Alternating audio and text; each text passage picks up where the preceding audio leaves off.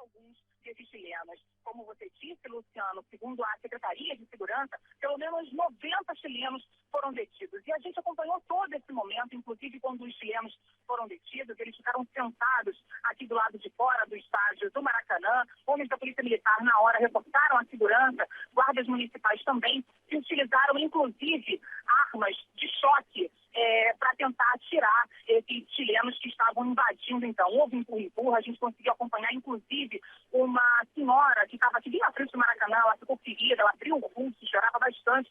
Isso porque, bem aqui no entorno do Maracanã, já havia, claro, uma grande concentração de torcedores desde muito cedo, Luciano. Eu vou tentar agora conversar aqui com o jornalista Rodrigo Viga.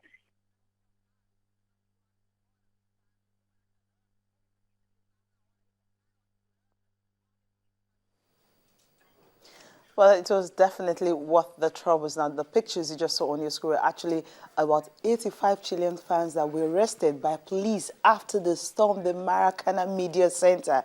And how safe is this particular stadium? Remember, it's definitely going to host the World Cup final. You're watching Channels Television, broadcasting live from Lagos. I'm Cecilia Amorogbe, and it's Sports This Morning. Welcome to the program. First, the headlines. Sports Minister Tammy Danagogo wants Nigerians to keep faith in their Super Eagles. And no defending champions have been past the group stage since 2002 World Cup. France, Italy, and now Spain. All of them crashing out at the group stage after winning the World Cup. So definitely the end of the Spaniards. And now for Cameroon, well, they joined El Salvador as the only teams to lose 6 consecutive games at a World Cup. When was the last time Cameroon actually won a World Cup match? It's been a very, very long time. 6 times in a row losing at the World Cup. Well, they are definitely out of the tournament. Novak the Joker, where he is stunned with the honor of being seeded #1 for Wimbledon. Watayo Salam will be joining me after the celebrations from Croatian fans. Of course, their target right now is to get to the final. How possible is that? Let's go! Let's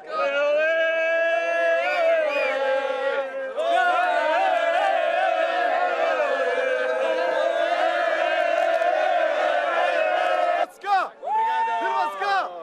Let's go all the way, baby, #1! We will be... Woo! Let's go! Let's go!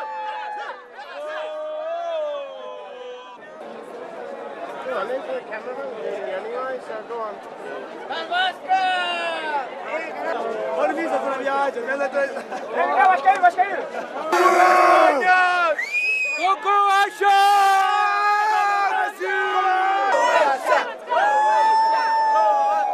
Very excited and proud, very proud, because finally we showed what we know. Real Croatian football, world football. If we beat Mexico, everything is possible. If we draw against Holland, we have a chance, because Holland isn't that good. Because the most players of Holland play in Holland, only 3 or 4 play abroad, and the other ones are not so experienced. And we have good players who play in whole Europe.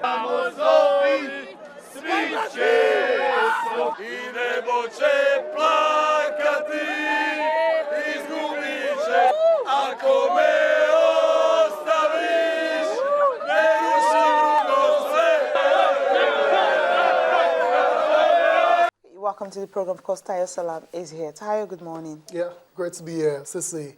Another amazing day for football. That is yesterday, 3 amazing games.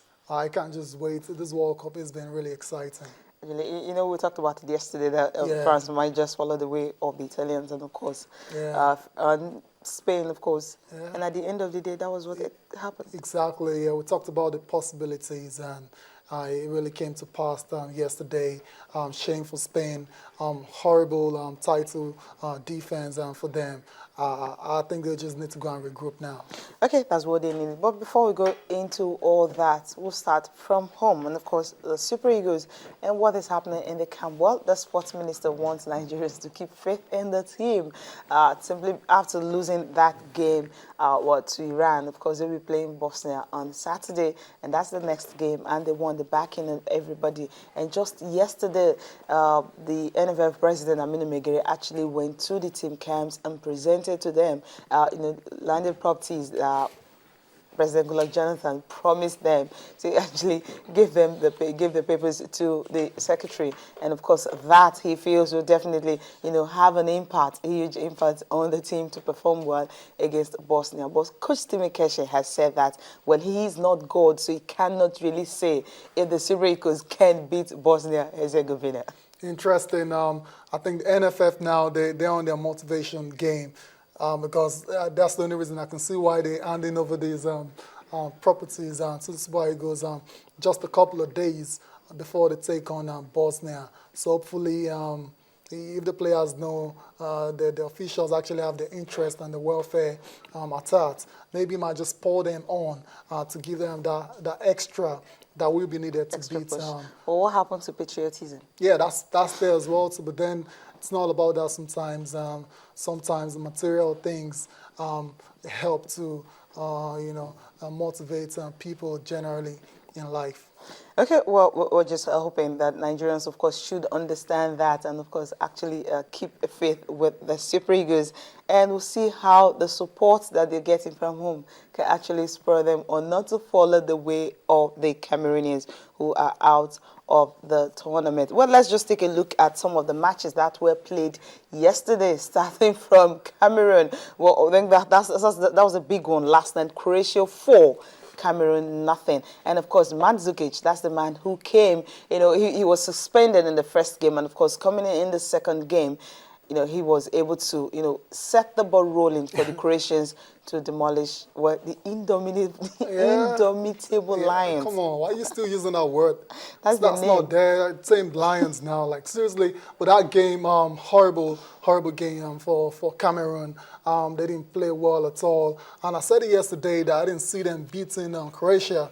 But then I didn't think it was going to be a massacre like we saw yesterday. And once the first goal got in, I felt it was a very difficult task for them. But then as soon as Alexander Song got that red card, what was he thinking? It was over. What was he thinking? I think let me give you an answer to that. Okay. What I think is a lot of these players actually believe they're invincible some of the times when they're on the pitch. Maybe they feel nobody can see them because that was absolute madness by Song there, elbowing a player right in his back with the referee and the whole world watching. So I didn't understand that. And we should have done that towards the end of the game so it doesn't get that card because it actually affected the team. They were one goal down, and of course from there it was just a rout. And when you're one goal down, usually you still have a chance. All it needs is a goal, and you might just go on and win the game. But as soon as he got that red card, it was all over really. And Croatia, as a solid team, they took advantage of it, and that's when Mandzukic really came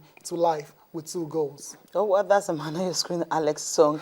And of course, Cameroon, there's always something about them. This is the 8th red card they're getting at the World Cup. Incredible. Another explanation I could have for Song's madness yesterday is that his uncle, Rigobert Song, actually has had 2 red cards in the World Cup. Was it 2 or 3? So I'm thinking it's just carrying on tradition. But that's just on the light side there. He shouldn't have done that. It shouldn't have. It was not worth it at all. He put his team in the hole. And that's why they ended up getting... No, before the game, there was actually this news that Samuel Eto'o was going to play. What happened? Yeah, I don't know what happened. I knew he wasn't going to play. But the coach was playing mind games or what? No, apparently they thought there was a chance of risking... For him to come in as a substitute? Yeah, in the latter stages of the game because, okay, let's say they were still in the game with 20 minutes to go. But then they had a red card already. Eto'o in his prime wouldn't have done anything to change that result. So there was no need really. And they actually need to beef up their defense and definitely not up front so that they don't concede more goals. Yeah, and you don't want to worsen Eto'o's injury as well because that knee injury has been a long-standing one and all that. So sad one. Desperate times for Cameroon football, really. Like they've not... Okay, they have 1 game left and it's going to be against... And they'll be flying back home after the game against Brazil.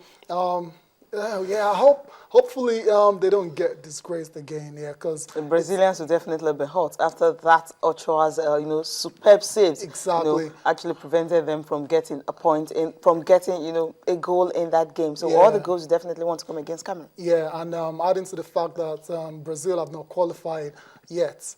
So you they can want to tell, put yeah, everything they on want to in that ensure that there's no drama in that last game. So I Are really you fear thinking for what I'm Cameroon. thinking, that the Cameroonians might just leave this tournament without a Yeah, goal and yeah, of it's course very without yeah, a very, win? very, very possible. Very possible. They really need to go and regroup now.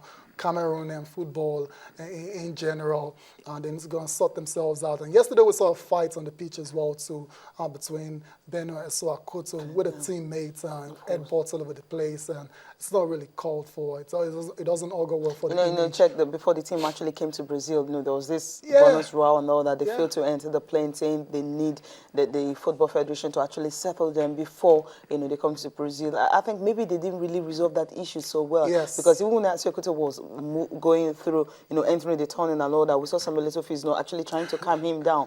But he was just not ready to listen. Yeah, the problems are really deep-rooted there. They need to sort themselves out. Okay, or maybe phase out the team and get Yeah. others. No, No, it's Netherlands time, and yeah. Australia. Yeah, incredible. Yesterday, confidently, I sat down here. I said it was going to be an easy win for the Netherlands, but it wasn't meant to be so.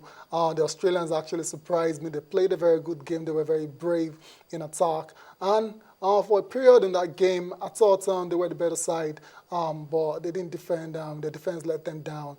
And that's how Robben and Van Persie were able to get the goals they got. Even though the Robben goal, you could say, was a great individual goal, but then the defense didn't really cover themselves in glory. Okay, and of course, we're talking about the Australians. Yeah. I mean, the goal by Tim God. Cahill, that was awesome. Incredible. Yeah, the debate is on right now. Which is the better goal?